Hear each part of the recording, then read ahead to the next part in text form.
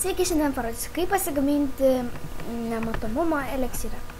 Jums reikės voro akės, morkos, redstone, aukso grynuolio 8, pragaro gumbo, vandens buteliuko, grybo, cukraus ir jeigu norėsite, kad būtų mėtomas, tai parako. Pirmiausia, mes pasidarysime auksinę morką. Jos taip pat mums prireiks. Po to pasidarysime raugintą voro akį. Ir pradėsim gaminti. Įdėsim vandens buteliuką ir vieną pragaro gumbą. Ir plauksim.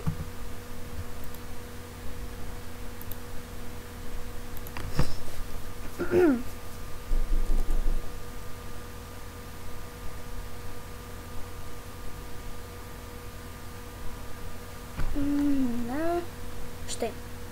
Gavom keistą eliksyrą. Dabar mes dėsime morką.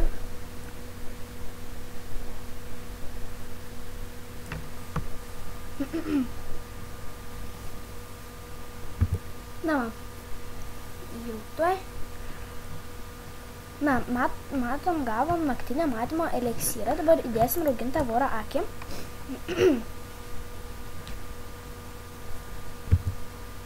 Jau greitai. Na va.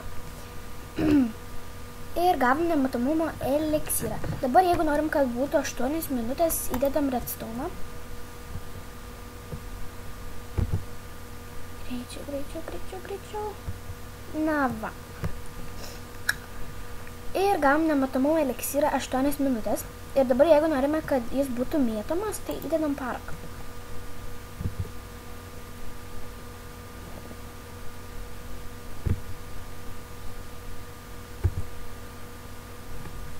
Na va. Ir gavom mėtomą nematomumo eliksyrą, žodžiu va. Ačiū, kad žiūrėjot ir čiau.